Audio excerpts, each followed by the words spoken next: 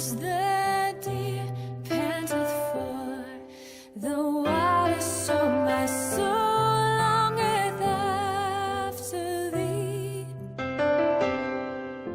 You alone are my heart's desire, and I long to worship thee. Thank you for joining us. God bless you for joining us in this ministry on the air, the Discipleship Cruise.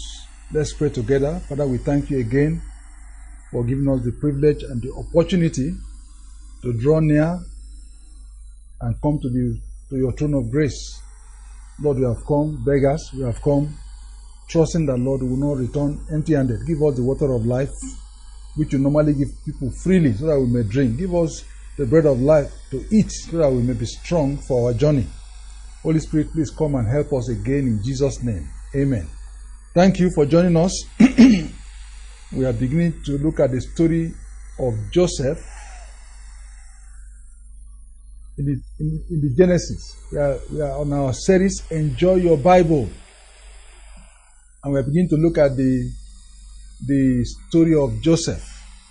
We will continue. But I want to remind you of one critical factor in the life of Joseph. Joseph was dreaming dreams, was a dreamer. When you say somebody is a dreamer, it has a bad connotation. But in a good sense, Joseph dreamed dreams. What put Joseph ahead of his brothers and what put him different from his brothers was the dream. He was dreaming. What is going to make your life different from other people's lives is the kind of dreams you dream. Young people everywhere, they dream very, very, very, very carnal, ephemeral, temporary dreams. If you see a young person, they dream, but their dreams are always of temporal things: party, shoe, haircut, dressing, and they have their own models, their role models. That's why their life is sometimes very flimsy. You don't even dream of passing exam. They dream of how to do exam malpractice, how to have a shortcut. That's why many of them don't even study their books, and yet they expect to read engineering. They expect to read sociology. But you have not read your books, and you are dreaming to be something. No, nothing comes like that in life. Some people dream every day because they are being afflicted by the devil. Some people dream because of the multitude of activities, but God gives dreams. I will refer you to a Bible passage, then I will rush on in Genesis. The book of Job. Once I read that, I will rush on. Job chapter 33. I just wanted to dot that, to emphasize it. Because a man without a dream is a man that is not going anywhere. A man that has no dream is going nowhere. People's lives depend on their dreams. So if you want to have dreams from God, then you must put yourself in a place where God will give you dreams. Do things that are godly. Exercise yourself in godliness. Read your Bible, pray, study the Word of God, go to Bible study in your church or whatever, wherever. Do things that will make God to attract God to your life. Cleanse up your heart. Let your environment be spiritual. Stay in an atmosphere of good Christian music. Then God will begin to speak to you. If you seek Him, He's the rewarder of those who diligently seek Him. Joseph was different because he was a godly young man. And he sought the God of Abraham, Isaac, and Jacob, and God began to minister to him. Job 33 verse 14 says, For God speaketh once, yet twice, yet man perceiveth it not. In a dream, in a vision of the night, when deep sleep falleth upon men, in slumberings upon the bed, then he opened the ears of man and sealed their instruction, that he may withdraw man from his purpose and hide him from pride. And hide pride from man. So God speaks once, God speaks again. He speaks again. yet man does not perceive it. And because he's speaking in the afternoon and you don't hear him, you don't perceive it, he comes to speak to you in a dream, in a vision of the night. So dreams are like visions of the night. You could have had a vision in the afternoon, but because God cannot get your attention, he comes to speak to you in the night. When you are slumbering upon your bed, then he comes and opens your ears and gives you instruction. So please, let's from time to time take time apart and just seek his face.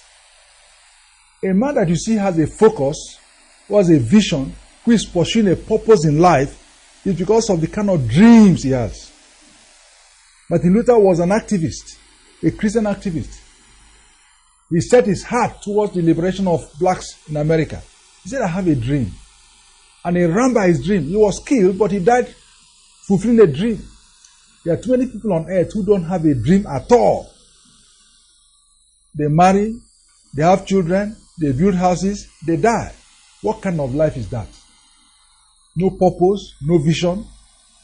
And if that must not be your condition, then you must begin to beg God to give you dreams. Dreams gives you a special place in the kingdom.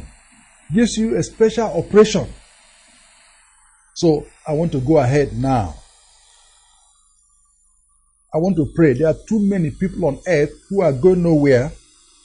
They are just going on a merry-go-round. They have no direction in life because they are not dreaming. They are not dreaming. And I have said the dream I mean here, they're not seeking God to show them what they are here for. So they do many things, and the Bible says, Jack of all trades is the master of none. They do anything and everything. They cannot say no to something. They cannot say yes to something. They don't discriminate. They are just not anywhere. They are in everything. Whatever new fashion comes out, they run after it. When a man has a dream and has a purpose for life, you see, they have direction. They are driven by something inside of them, and they achieve something in life, and they can fulfill a divine mandate. So Genesis chapter 37 is looking like a tall chapter for us now, but I will try to get through it as quickly as I can because we're not doing a detailed verse by verse study. You can study your Bible in verses. You can study your Bible in passages and chapters. You can study your Bible by character. You can study your Bible deductively. You can study your Bible by topics. What's important to me is that you are doing a study. When you begin to study and dig into the Word of God, then God begins to give you visions and dreams and revelations. And your life becomes marked. And your life begins to have direction. And you live for what is worth living for. Even if you died, you live for a purpose. So, can I go ahead now? I stopped at verse 11. What I want to do is to just keep reading it, and keep making some few comments. And I'm praying that these comments will stir your heart to return to your Bible and study it and read it and memorize it and begin to obey the Word of God and to know the voice of your Father so that the devil will not cheat you. Verse 12, and his brethren went to feed their father's flock in Shechem. And Israel said unto Joseph, do not thy brethren feed the flock in Shechem? Come, I will send thee unto them. And he said to him, here am I. And he said to him, go, I pray thee, see whether it be well with thy brethren, and well with the flocks, and bring me word again. So he sent him out of the vale of Hebron, and he came to Shechem. This is how Jacob left Hebron for the last time. Hebron is a refuge, a city of refuge. Hebron is a fortress. Hebron is a hiding place. That's where David first became king. The land of giants where Caleb conquered in the promised land. Caleb took it. Said, give me this mountain. The Mount of Hebron. Very important location in the promised land. That's where Abraham and Isaac and Jacob, they lived. That's what gave the family of Jacob a fortress. That's where Joseph was growing. But he had to live. And he had to live by ways in which we can't explain it. Only God knows. His father's flock. His father's brothers were feeding the flock in Shechem. The father told Joseph, says, son, I want to go and look after the welfare of your brothers. Let me send you to Shechem. And he left Hebron and he never came back to Hebron. There are too many things I would have loved to say to you quickly. And I want to say to you that one of the things I want to say to you is that God is a God of election. God is a God of sovereign choice. He said, I love Jacob, I hate Esau. Ever before the children were ever born, or ever before they did anything right or wrong. So God is a God of foreknowledge, God is a God of predestination, God is a God of sovereign election. Ever before you are born by your mother or your father, God has said what you will do and what you will be. It's unchangeable. And sometimes God does not give us and say, this is why. But if you look back, you will see why God normally chooses a man for the position he occupies in life. As I read these scriptures, I want to begin to check and see that God didn't just favor Joseph for nothing. I want to check and see that God did not just favor Jacob for nothing. God favored Jacob for a purpose. And God is going to favor you because you are doing well. Jacob was an obedient son. He didn't trouble his father. Many children of nowadays, at 17 years old, they are disobedient. They are irresponsible. They don't want to bend down and submit to their parents. But Jacob was obedient. His father was going to send him to go and do a very difficult task. And he said, Daddy, I'm available. Here am I. He said, go. And he went. He was not disobedient. When you don't obey the man you see, you cannot obey the God you didn't see. That's why God gave us earthly parents, earthly teachers, so that we will know whether we will obey him. So that's one thing I want to note. Obedience is a very cardinal matter with God. You have this mind in you, which was also in Christ Jesus. One of the mind of Christ, one of the attitudes of Christ is obedience, humility, obedience. Service. If you don't cultivate these quantities, service, humility, above all, obedience. Simple, quick, responsible obedience. Responding quickly to God. Once he says something, you're already doing it.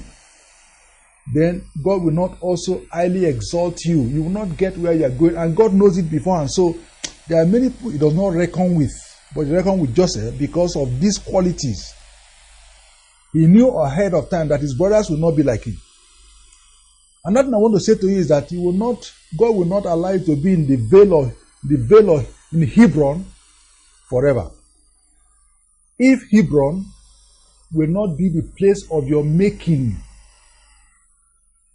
In Genesis chapter 12, 11, he said to Abraham, leave your country, leave your kindred, leave your father's house, and go to a place I will show you.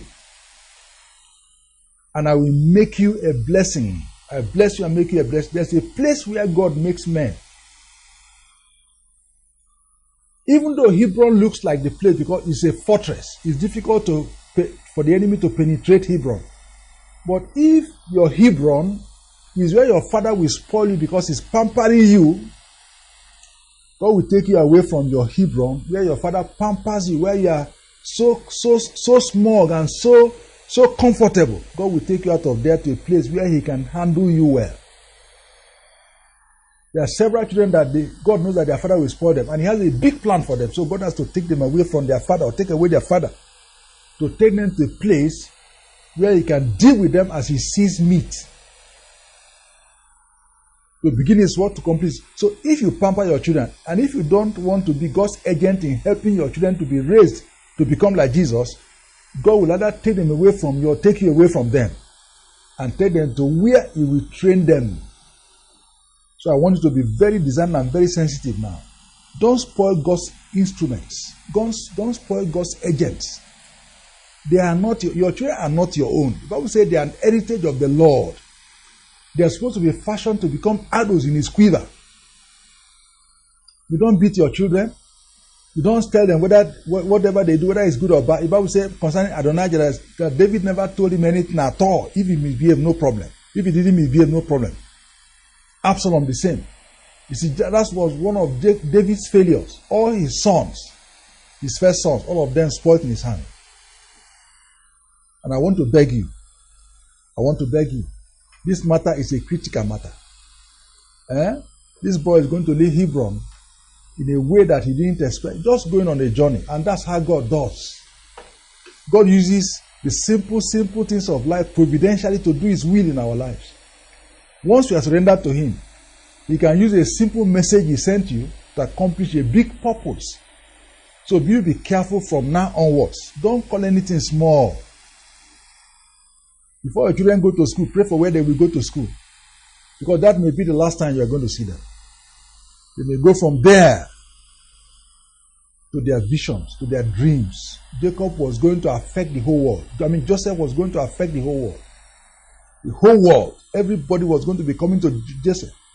But he had to be trained. And Baba was going to spoil him. So God had to take him away.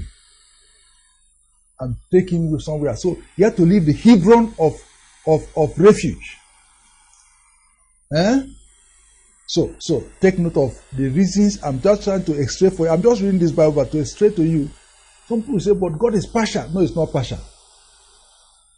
He has a foreknowledge. That's what makes him different from you. He knows what you are going to do in 20 years' time. He knows who you are going to marry. He knows the mistakes you are going to make, even though you are going to be warned. He knows those who are going to insist that they must follow God. Those who are going to compromise somewhere. And he has already spoken before now what you are going to be. So if you carefully walk with him, you are going to walk into everything he has ordained for your life. So I'm going to beg you. Stop taking life as if to say it's not serious. One guy told me, say, sir, I said yes. Say, should you enjoy your life when you are young?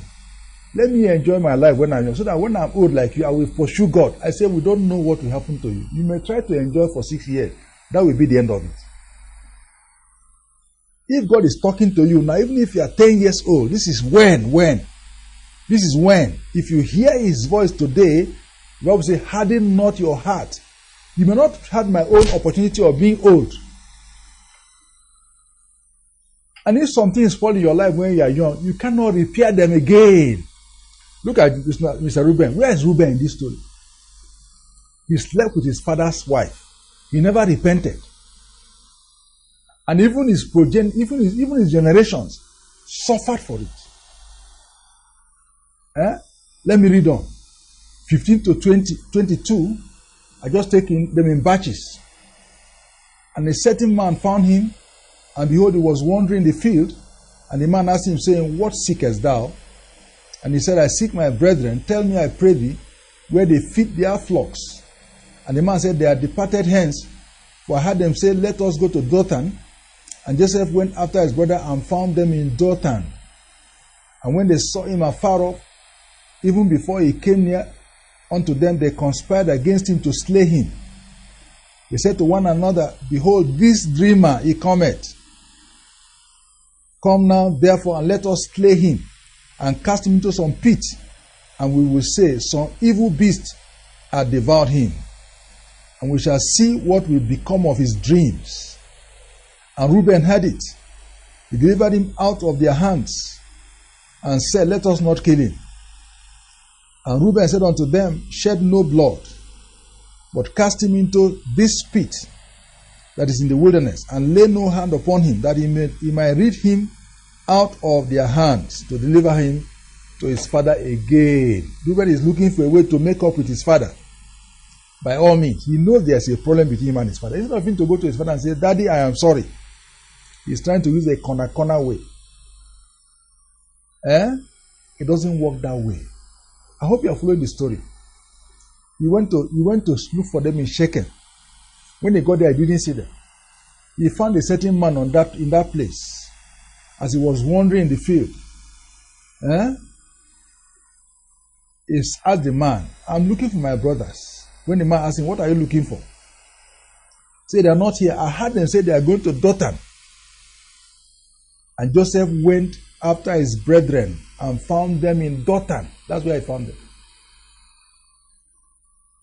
What am I learning from this? Joseph was a persevering young man. If he came to Shechem and he didn't see them, he could have gone back and said, Daddy, I went to Shechem, I didn't see them. And that they sent him to Shechem. But Joseph was not a man to come back and tell stories. Many of you are storytellers. When they say you to go and do something, you come back, you tell stories. They say, go to Zaria, go and do this, go and do this, go and do this. You come back and you tell stories of what happened on the road. That's not the matter. The matter is you should be result-oriented. You should be a person who has a persevering spirit. A person that does not take no for an answer. God is looking for such kind of persons. A faithful servant, a faithful steward, who does not give excuses. He went to Shechem, they were not there. He went further, beyond what was even, because he wanted to come back with results. I'd like you to take note. Many of us do not have the inner strength to pursue something. And we too quickly easily give up. And we too quickly come back and say, well, it's not my fault. And we are storytellers. We don't obtain results. We are not faithful men. We are not persevering. I'm showing you this because the day of reckoning will come. The day of promotion is already around the corner, not in heaven, here. And when the time of promotion comes, God is not looking for it. He's looking for what did you do with your opportunities. When the day of assessment comes, the first matter there is faithfulness, perseverance, patience. These are the qualities and these are the forces of expansion that makes a man to grow. And Joseph's brothers, when they saw him coming, and the Bible says, and they saw him afar off, because he was wearing a coat of many colors, even before he came near. And they conspired against him and said, we'll kill him. He said to one another, behold, this dreamer is coming. This dreamer, that's what they call him, a dreamer. Friend, are you a dreamer? What kind of dream do you dream? Some people who are dreamers in a bad way. They dream of useless things. They dream of useless things. Every night in your dream, you are eating salad, but in physical life, you are starving.